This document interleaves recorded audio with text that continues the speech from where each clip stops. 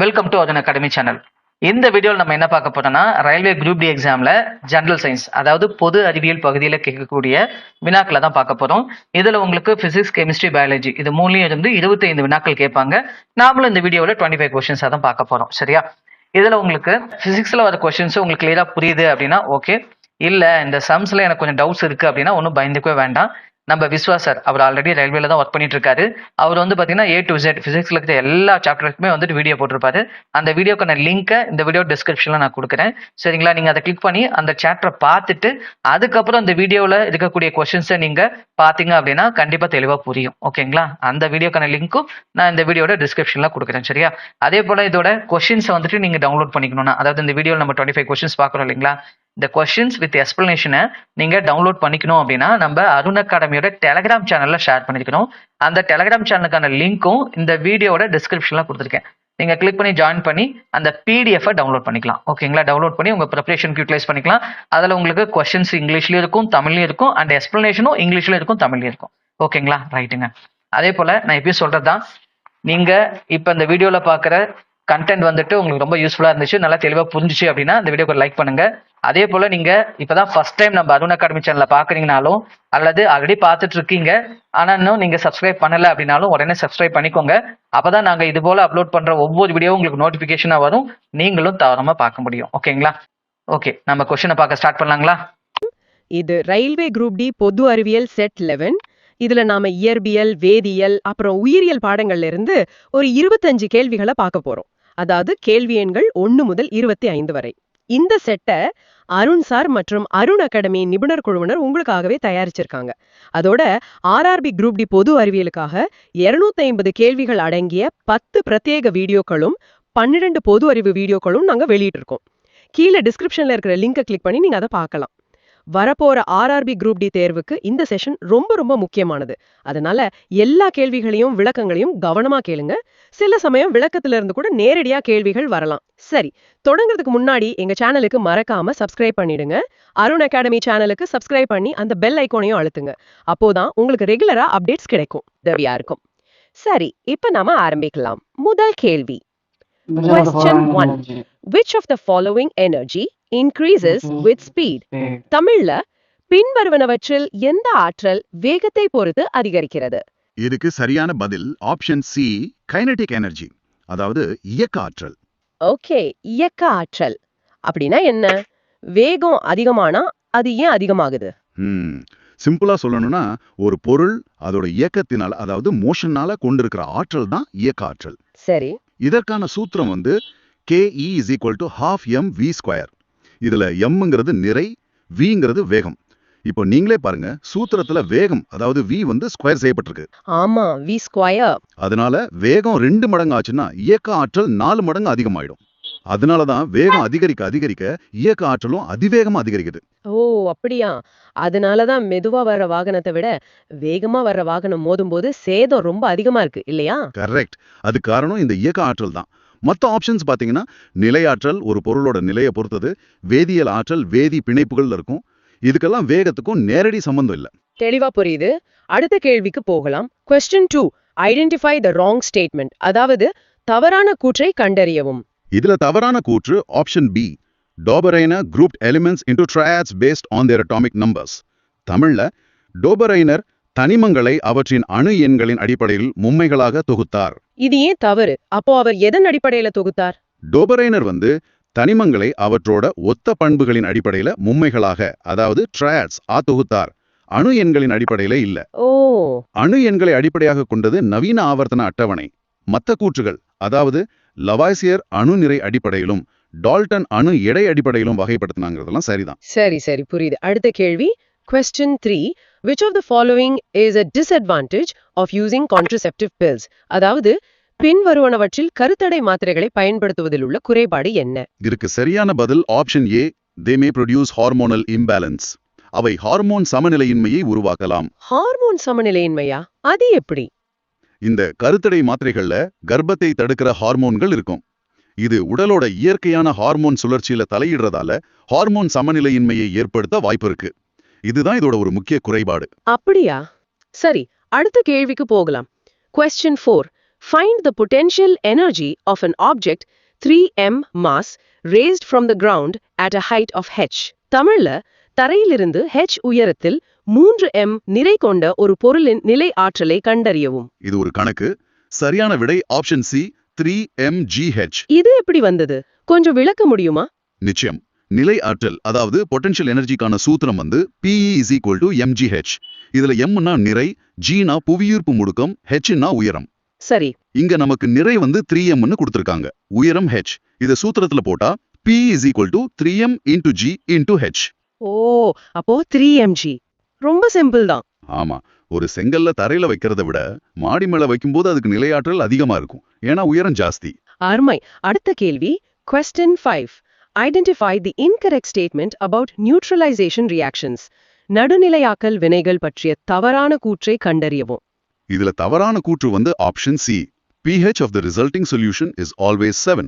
விளைவாக கிடைக்கும் கரைசலின் pH எப்போதுமே 7 இருக்கும். ஏன் எப்போதுமே 7 இருக்காது? நடுநிலையாக்கல்னா pH 7 தானே? அதுதான் பொதுவான ஒரு தப்பு கணக்கு. ஒரு வலிமையான அமிலமோ வலிமையான காரமோ வினைபுரிஞ்சா மட்டும்தான் pH சரியா 7 ஆகும். ஓ, அப்போ மத்த நேரங்கள்ல? ஒரு வலிமையற்ற அமிலமோ வலிமையான காரமும் வினைபுரிஞ்சா கிடைக்கிற கரைசலோட pH 7 விட அதிகமா இருக்கும். அதாவது காரத்தன்மையோட இருக்கும். அதனால எப்போதுமே 7ங்கிறது தவறு. புரியுது. மத்த ஆப்ஷன்ஸ் எல்லாம் சரிதானே? ஆனா அம்மங்காரம் சேர்ந்தா உப்பு நீர் கிடைக்கும். அது ஒரு வெப்ப உமிழ்வினை. நம்ம ஆன்டிசிட் மாத்திரைகள் இந்த தத்துவத்தில் தான் வேலை செய்யுது. சூப்பர். அடுத்த கேள்வி Question 6. Which among the following relations is true? பின்வரும் உறவுகளில் எது உண்மை? இது உராய்வு பற்றியது. சரியான உறவு option B. Static friction, sliding friction, rolling friction. அதாவது நிலையான உராய்வு, சறுக்கு உராய்வு, உருளும் உராய்வு. இது ஏன் இப்படி வரிசைப்படுத்தப்பட்டிருக்கு? நிலையான உராய்வு தான் ரொம்ப வலிமையானதா? ஆமா. ஒரு இடத்துல நிக்கிற கனமான பெட்டியை தள்ள ஆரம்பிக்கிறது ரொம்ப கஷ்டமா இருக்கும் இல்லையா? அதுதான் நிலையான உராய்வு. ஆமாம். அது நகர ஆரம்பிச்சதுக்கு அப்புறம் தள்ளுறது கொஞ்சம் ஈஸி. அது சறுக்கு உராய்வு. அதே பெட்டிக்கு கீழே சக்கரம் வச்சுட்டா தள்ளுறது ரொம்ப ரொம்ப ஈஸி. அது உருளும் உராய்வு. அதனால அந்த வரிசை சரி. ரொம்ப தெளிவான உதாரணம். அடுத்த கேள்வி Question 7. Which of the following adulterants is commonly used in milk to increase its thickness? பாலின் அடர்த்தியை அதிகரிக்க பொதுவாக பயன்படும் கலப்பட பொருள் எது? இதுக்கு பதில் ஆப்ஷன் ஏ ஸ்டார்ச். அதாவது ஸ்டார்ச். ஸ்டார்ச் மாவு சத்தையா? அதை ஏன் பால்ல கலக்குறாங்க? ஆமா. ஸ்டார்ச் அதாவது மாவு சத்தை பால்ல கலந்து சூடுபடுத்தும் போது பால் கொஞ்சம் திக்கா அடர்த்தியா மாறும். ஓ, இதனால பால்ல அதிக கொழுப்பு சத்து இருக்கிற மாதிரி ஒரு தோற்றத்தை இது கொடுக்கும். இது ஒரு பொதுவான கலப்பட முறை. அப்படியா? தெரிஞ்சுக்கிட்டேன். அடுத்த கேள்வி Question 8. Is there a visible difference between sperms which contain X chromosomes and sperms which contain Y chromosomes? அதாவது X குரோமோசோம்களை கொண்ட விந்தணுக்களுக்கும் Y குரோமோசோம்களை கொண்ட விந்தணுக்களுக்கும் இடையே புலப்படும் வேறுபாடு உள்ளதா? இது ஒரு சுவாரஸ்யமான கேள்வி. இதுக்கு பதில் option B. No, there is no difference in size or motility. இல்லை, அளவில் அல்லது இயக்கத்தில் எந்த வித்தியாசமும் இல்லை. அப்படியா? நான் Y விந்தணுக்கள் வேகமா நீந்துன்னு கேள்விப்பட்டிருக்கேன். அது உண்மையா இல்லையா? அது ஒரு பழைய கருத்து. சமீபத்திய ஆய்வுகள் படி X மற்றும் Y விந்தணுக்களுக்கு இடையே அளவு, வடிவம், நீந்தும் வேகம் இதுலெல்லாம் எந்த பெரிய வித்தியாசமும் இல்லைன்னு கண்டுபிடிச்சிருக்காங்க. ஓ, அப்போ என்னதான் வித்தியாசம்? ஒரே வித்தியாசம் அதோட DNA உள்ளடக்கம் தான். X குரோமோசோம் Y-ஐ விட கொஞ்சம் பெரியது. ஆனா அது விந்தணுவோட மொத்த அளவுல எந்த மாற்றத்தையும் ஏற்படுத்தாது. புது தகவல், நன்றி. அடுத்த கேள்விக்கு போகலாம். Question 9. On what basis can the definition of force be interpreted? விசையின் வரையறையை எந்த அடிப்படையில் விளக்கலாம்? இதற்கான அடிப்படை வந்து option B. Newton's first law of motion. நியூட்டனின் முதல் இயக்க விதி. முதல் விதியா? அது எப்படி விசைய வரையறுக்குது? முதல் விதி என்ன சொல்லுதுன்னா, ஒரு பொருள் மேல வெளியிலிருந்து ஒரு விசை செயல்படாத வரைக்கும் அது அதோட நிலையிலிருந்து மாறாது. சரி. அப்போ ஒரு பொருளோட ஓய்வு நிலையோ இயக்க நிலையோ மாற்றுவதற்கு தேவைப்படுற அந்த வெளிப்புற காரணி தான் விசைன்னு இந்த விதி வரையறுக்குது. ஓகே, அப்போ விசைக்கான டெஃபினிஷனே முதல் விதியிலிருந்து தான் வருது. ஆமா. அடுத்த கேள்வி Question 10. Which statement about mineral acids is wrong? கனிம அமிலங்கள் பற்றிய தவறான கூற்று எது? இதுல தவறான கூற்று option D. All are weak acids. அனைத்தும் வலிமையற்ற அமிலங்கள். இது ஏன் தவறு? அப்போ கனிம அமிலங்கள் வலிமையானவையா? ஆமா, ரொம்ப வலிமையானவை. உதாரணத்துக்கு ஹைட்ரோகுளோரிக் அமிலம் HCl, சல்பியூரிக் அமிலம் H2SO4 இதெல்லாம் ரொம்ப வலிமையான கனிம அமிலங்கள். வலிமையற்றவை இல்ல. மத்த கூற்றுகள் எல்லாம் சரிதானே? ஆமா, அவை கனிமங்கள்ல இருந்து பெறப்படுது. HCl, H2SO4 ஆகியவை எடுத்துக்காட்டுகள். அவை கரிம அமிலங்களை விட வலிமையானவை. இது எல்லாமே சரிதான். சரி, அடுத்த கேள்வி. Question 11.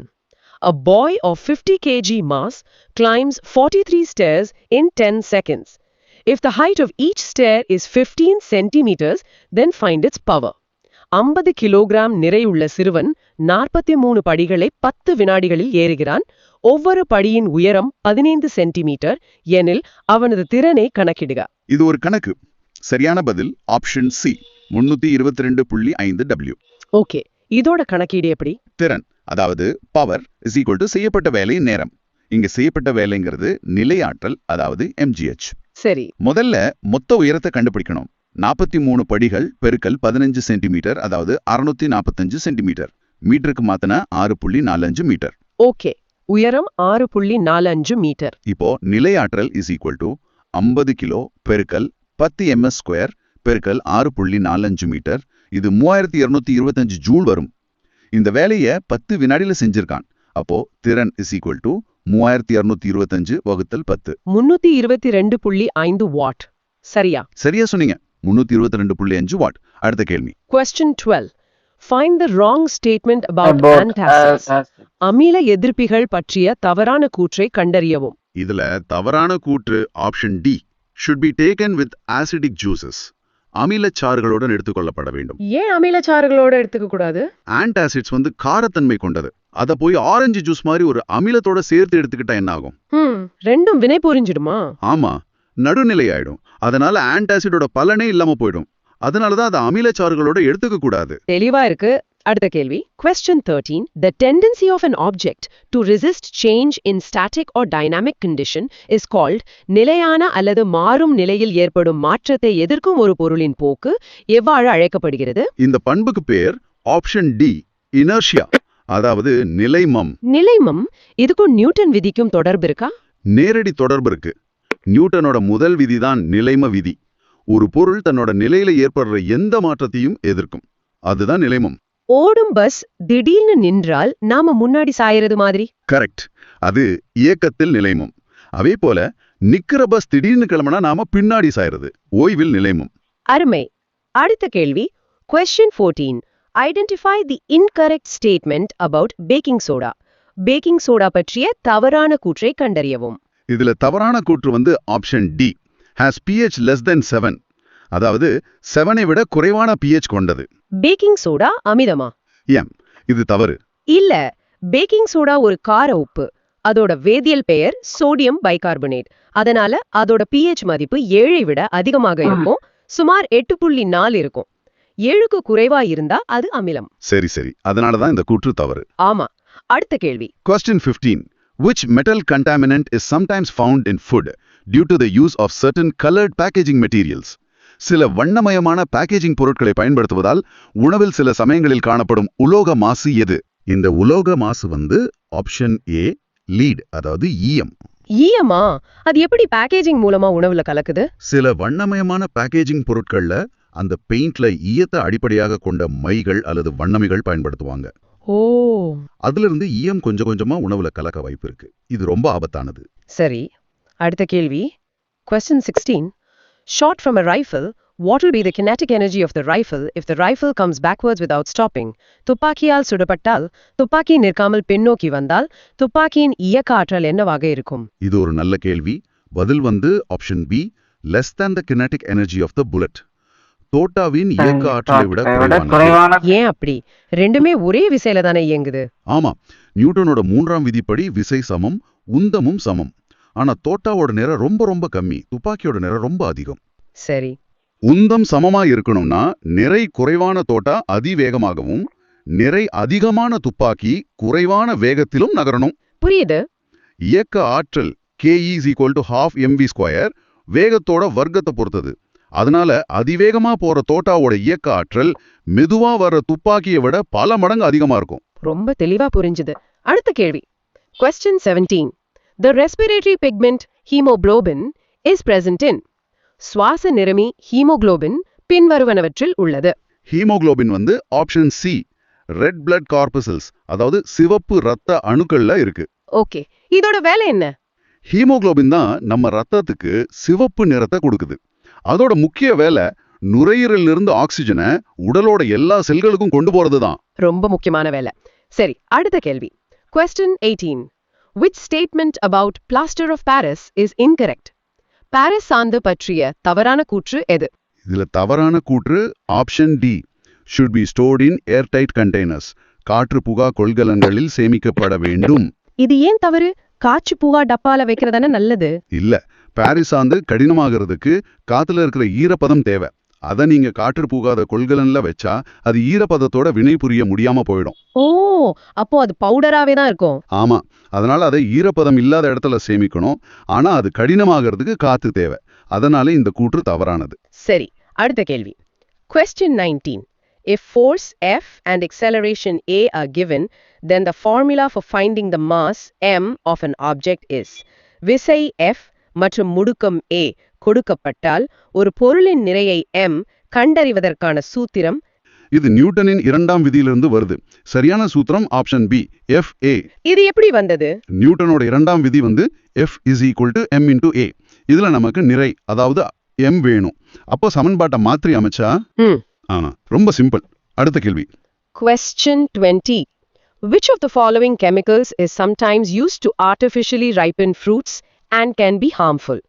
பழங்களை செயற்கையாக பழுக்க வைக்க சில சமயங்களில் பயன்படுத்தப்படும் மற்றும் தீங்கு விளைவிக்கும் இரசாயனம் எது? இது வந்து option A calcium carbide. Calcium carbide. Calcium carbide. இது எப்படி பழங்களை பழுக்க வைக்குது? கால்சியம் கார்பைடு வந்து அசிட்டிலின் அப்படின்னு ஒரு வாயுவை வெளியிடும். இந்த வாயு தான் பழுக்கும் செயல்முறையை வேகப்படுத்துது. இது ஆபத்தானதா? ரொம்ப ஆபத்தானது. அசிட்டிலின் வாயு மனித ஆரோக்கியத்திற்கு தீங்கு விளைவிக்கும். இதை பயன்படுத்துறது சட்டவிரோதமானது. தெரிஞ்சுக்கிட்டேன். அடுத்த கேள்வி. Question 21. Which of the following metals, if present as a contaminant in food, can cause neurological disorders? பின்வரும் உலோகங்களில் எது உணவில் மாசாக இருந்தால் நரம்பியல் கோளாறுகளை ஏற்படுத்தும்? இதுக்கு பதில் ஆப்ஷன் ஏ மெர்க்குரி, அதாவது பாதரசம். பாதரசமா? அது எப்படி உணவுல வரும்? மாசடைந்த நீர்ல இருக்கிற மீன்கள் மூலமா வரலாம். இந்த பாதரசம் உடம்புல சேர்ந்தா மினமாட்டா நோய் மாதிரி கடுமையான நரம்பியல் கோளாறுகளை ஏற்படுத்தும். இது ஒரு நச்சுத்தன்மை வாய்ந்த கன உலோகம். கேட்கவே பயமா இருக்கு. சரி, அடுத்த கேள்வி. Question 22. If a girl with a weight of 40 Newton climbs on the rope for 20 seconds with a power of 160 watts, then at which height will she reach? 40 எடை கொண்ட ஒரு பெண் 160 வாட் திறனுடன் 20 வினாடிகளுக்கு கயிற்றில் ஏறினால் அவள் எந்த உயரத்தை அடைவாள்? இதுவும் ஒரு கணக்கு தான். சரியான பதில் option A 80 metre, 80 metre. Okay, இதை கணக்கிடலாமா? கண்டிப்பா. திறன் P ஈக்குவல் டு வேலை, நேரம். இங்க வேலை ஈக்குவல் டு எடை உயரம். அப்போ P equal to weight into H T. சரி, நமக்கு தெரிஞ்ச மதிப்புகளை உள்ளிடலாம். 160 equal to 40 into H by 20. அப்போ 160 பெருக்கல் 20 அது 3200. 3200 ஈக்குவல் டு 40 கூட்டல் H. ஆமா, அப்போ H ஈக்குவல் டு 3200 கூட்டல் 40. 80 மீட்டர். கரெக்ட். அடுத்த கேள்வி. 23. Which of the following statements about alloys is wrong? உலோக கலவைகள் பற்றிய பின்வரும் கூற்றுகளில் எது தவறானது? இதுல தவறான கூற்று option D. Steel is an alloy of iron and carbon where the carbon content is typically above 5%. எஃகு என்பது இரும்பு மற்றும் கார்பனின் உலோக கலவையாகும். இதில் கார்பன் உள்ளடக்கம் பொதுவாக 5%க்கு மேல இருக்கும். 5%க்கு மேலையா? அப்போ எவ்வளவுதான் இருக்கும்? எஃகுல கார்பனோட அளவு ரொம்ப ரொம்ப குறைவா இருக்கும். சுமார் 0.2%ல இருந்து 2% வரைக்கும் தான். ஓ, 2%க்கு மேல கார்பன் இருந்தாலே அதை வார்ப்பிரும்பு, அதாவது கேஸ்ட் அயன்னு சொல்லுவோம். 5%ங்கிறது ரொம்ப ரொம்ப அதிகம். அதனால இது தவறான கூற்று. சரி, அடுத்த கேள்வி. Question 24. When an object of 11 kilograms is placed at a height of 8 meters from the ground, then how much energy it will contains? 11 kilogram நிறையுள்ள ஒரு பொருளை தரையிலிருந்து 8 மீட்டர் உயரத்தில் வைக்கும்போது அதில் எவ்வளவு ஆற்றல் இருக்கும்? ஒரு குறிப்பிட்ட உயரத்தில் வைக்கும்போது அதுல நிலை ஆற்றல் இருக்கும். சரியான விடை ஆப்ஷன் டி 862.4 ஜூல். இதுக்கும் P = mgh சூத்திரம் தானா? அதே சூத்திரம் தான். PE is equal to M into G into H. இங்க நிறை 11 கிலோ, உயரம் 8 மீட்டர். Gயோட நிலையான மதிப்பு 9.8 m². சரி, அப்ப 11 பெருக்கல் 9.8 பெருக்கல் 8. ஆமா, இத பெருக்கினா நமக்கு 862.4 ஜூல் கிடைக்கும். அருமை. நம்மளோட கடைசி கேள்விக்கு வந்துட்டோம். Question 25. Match the petroleum-derived chemicals with their parent hydrocarbons. பெட்ரோலியத்திலிருந்து பெறப்பட்ட வேதிப்பொருட்களை அவற்றின் மூல ஹைட்ரோகார்பன்களுடன் பொருத்துக. இது ஒரு பொருத்துக கேள்வி. இதுக்கு சரியான பதில் option A, A1, B2, C3, D4. இது நேரடியா பொருந்துதா? ஆமா, பென்சீன் வந்து ஹெக்சேன்ல இருந்து பெறப்படுது, டொலுயின் ஹெப்டேன்ல இருந்தும், சைலின் ஆக்டேன்ல இருந்தும் பெறப்படுது. எத்திலீன் வந்து வெப்பப்பிளத்தல் செயல்முறை மூலமா கிடைக்குது. இது நேரடியான பொருத்தம்தான். ரொம்ப நன்றி. இந்த 25 கேள்விகளுக்கான விளக்கங்களும் ரொம்ப தெளிவா இருந்தது. மகிழ்ச்சி. இந்த 25 கேள்விகளும் தகவல்களும் உங்க தேர்வு தயாரிப்புக்கு உதவியா இருக்கும்னு நாங்க நம்புறோம். இது பயனுள்ளதா இருந்ததுன்னு நீங்க உணர்ந்தா லைக் பட்டனை அழுத்துங்க. இந்த வீடியோவை உங்க நண்பர்களுக்கும் ஷேர் பண்ணுங்க. போட்டித் தேர்வுகளுக்கு தயாராகும் அவங்களுக்கும் இது உதவியா இருக்கும். இன்னும் பயனுள்ள வீடியோக்கள் வேணுமா? 7 மிக முக்கியமான நடப்பு நிகழ்வுகள் திருப்புதல் வீடியோக்களை கீழே டிஸ்கிரிப்ஷன்ல இணைத்துள்ளோம். RRB group D, ALP, technicians, JE, NTPC மற்றும் RPF தேர்வுகளுக்கான பயிற்சி வகுப்புகளில் சேர விரும்பினால் அருண் அகாடமி சேலம் மொபைல் எண் 9949493222 ஐ தொடர்பு கொள்ளவும். அடுத்த வீடியோவில் இதே போன்ற முக்கியமான பொது அறிவியல் கேள்வி பதில்களுடன் மீண்டும் சந்திப்போம். பார்த்ததற்கு நன்றி. உங்கள் தேர்வு தயாரிப்புக்கு வாழ்த்துக்கள்.